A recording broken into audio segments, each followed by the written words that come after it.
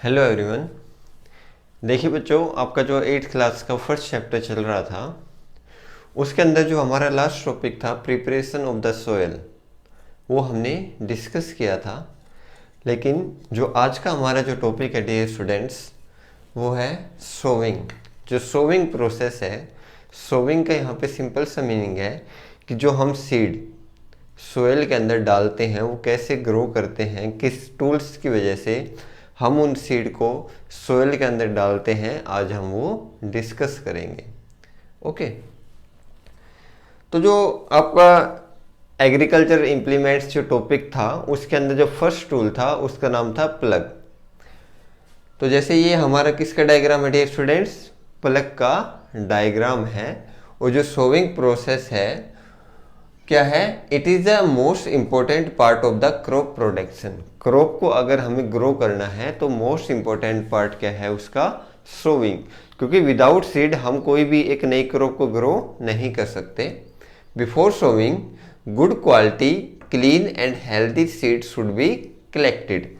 Sowing करने से पहले ये हमें ज़रूर देखना होगा कि जो सीड है वो अच्छी क्वालिटी का है, क्लीन है, हेल्दी सीड है।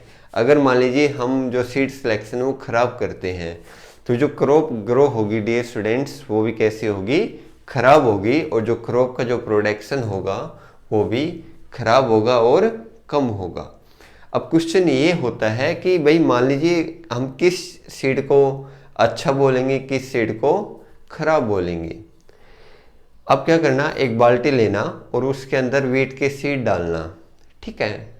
तो जो वीट के जो सीड होते हैं डियर स्टूडेंट्स, कुछ जो सीड होते हैं अंदर से होलो होते हैं और कुछ सीड अंदर से होलो नहीं होते। तो जब आप बाल्टी के अंदर डालोगे, उसके अंदर पानी होगा बाल्टी के अंदर, तो पानी के अंदर जब आप उन सीड्स को डालोगे तो कुछ सीड नीचे चले जाएंगे और कुछ सीड पानी के ऊपर फ्लोट करते रहेंगे, तैरते रहेंगे। अब जो सीड पानी के ऊपर फ्लोट कर रहे हैं, it means they are hollow from the inside. वो अंदर से कैसे हैं, होलो है। It's mean they are of the bad quality seed. तो उस जो सीड है उनकी क्वालिटी कैसी है, बैड क्वालिटी है। तो सिंपल सा मीनिंग है कि जो सीड पानी के अंदर फ्लोट कर जाए, पानी के ऊपर तैर जाए, they are of the bad quality. और जो पानी के अंदर डिप कर जाए, they are of the good quality. तो जो सिलेक्शन ऑफ द सीड यहाँ पे लिखा है ना, before sowing good quality clean and the healthy seed should be selected, ठीक है। अब जो सोविंग प्रोसेस है उसको करने के दो तरीके हैं। पहला है ट्रेडिशनल मेथड और सेकंड है सीड ड्रिल। ट्रेडिशनल टूल और सीड ड्रिल। ट्रेडिशनल टूल का मीनिंग है कि जो पुराने टाइम से जो टूल यूज किया जा रहा है। The tool which was use in ancient time for sowing was funnel shape. देखिए इस टूल की बात कर रहे हैं कि पुराने टाइम में जो सोविंग प्रोसेस है उसको करने के लिए जिस टूल का इंस्ट्रूमेंट या जिस इंस्ट्रूमेंट का यूज किया जाता था उसकी शेप कैसी थी डियर स्टूडेंट्स, फनल शेप थी। These seeds pass down through the pipes having sharp and. अब क्या होगा, इस सीड के जैसे ऐसा भी हो सकता है कि मान लीजिए फनल शेप है, तो जब फार्मर इस जो फनल शेप के जो ऊपर वाला पार्ट है उसको सीड से भर देता है तो एक एक करके जो सीड है वो नीचे सोइल के अंदर चले जाते हैं। मान लीजिए ये पाइप है, ये जो फनल शेप इंस्ट्रूमेंट है, ऊपर दिस वन पार्ट, तो सीड एक एक करके ऐसे आएंगे, एक एक करके आगे आगे ग्रो होते चले जाएंगे। हो सकता है कि इसके साइड में आपको पाइप्स भी देखने को मिले, जिसके कारण क्या है, जो सीड है वो पाइप्स के थ्रू बाहर आएंगे। These seeds pass down through the pipes having sharp and. और जो एंड होगा इसका वो डियर स्टूडेंट्स कैसा होगा, शार्प एंड होगा। These and precious. अब जो एंड है शार्प एंड है, मान लीजिए दिस वन एंड, तो शार्प एंड है, सोइल के अंदर एंटर करेगा। सोइल के अंदर अगर एंटर करेगा तो क्या होगा, सीड भी सोइल के अंदर जाएगा। सीड अगर सोइल के अंदर चला गया तो क्या होगा, वो इजीली ग्रो कर पाएगा। These and enter into the soil and place seeds there, ठीक है। लेकिन ट्रेडिशनल टूल है, इसका एक नुकसान है, जैसे आप देखते होंगे कि जब सोइंग प्रोसेस की जाती है तो बहुत सारे पक्षी वहाँ पे आ जाते हैं और इन सीड्स को उठा लेते हैं, जिसकी वजह से कुछ जगह के ऊपर वो सीड ग्रो नहीं हो पाते। ठीक है, तो मेन जो कमी है ट्रेडिशनल टूल के अंदर यही है कि जब ये प्रोसेस की जाती है तो जो सीड है वो सोइल के द्वारा कवर नहीं किए जाते, लेकिन जो सीड ड्रिल है ये कल्टीवेटर्स की हेल्प से की जाती है। तो इसके अंदर जो सीड जब हम ग्रो करेंगे तो जैसे ही सीड सोइल के अंदर एंटर होगा तो उसके ऊपर ऑटोमेटिकली सोइल आ जाएगी।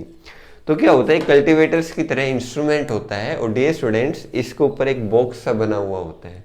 उस बॉक्स के अंदर हम बहुत ज़्यादा सीड्स को डालते हैं और with the help of the pipes, देखिए यहाँ पे पाइप्स लगी हुई है और ऊपर से एक बॉक्स है जिसमें से ये सीड आ रहे हैं। तो पाइप्स की मदद से क्या होगा, जो सीड है वो इक्वल डिस्टेंस के ऊपर सोइल के अंदर एंटर कर जाएंगे। क्या होता है seed drill? Seed drill is also use for sowing with the help of the tractor. Seed drill जो टेक्निक है वो ट्रैक्टर की हेल्प से ही की जाती है, लेकिन जो ट्रेडिशनल टूल है with the help of the bulls, pair of bulls और एक इंसान की इसके अंदर ज़रूरत होती है। This should sow the seed at equal distance. अब क्या होगा, देखिए इक्वल डिस्टेंस के अंदर होगा क्योंकि देखिए जो मेन जो ये पार्ट है ये इक्वल डिस्टेंस के ऊपर है। अब जो पाइप्स के थ्रू जो सीड है वो नीचे सोइल के अंदर एंटर कर रहा है, तो जो सोइल है, अब जो सीड है वो भी क्या होगा डियर स्टूडेंट, इक्वल डिस्टेंस के ऊपर सोइल के अंदर एंटर करेगा। By this instrument seed get covered by the soil after the sowing. मैंने आपको बताया था ना कि जैसे ही सीड सोइल के अंदर एंटर होगा उसके ऊपर से ऑटोमेटिकली क्या आ जाएगी, सोइल आ जाएगी, जिसकी वजह से जो पक्षी वगैरह है वो इस सीड को खा नहीं पाएंगे।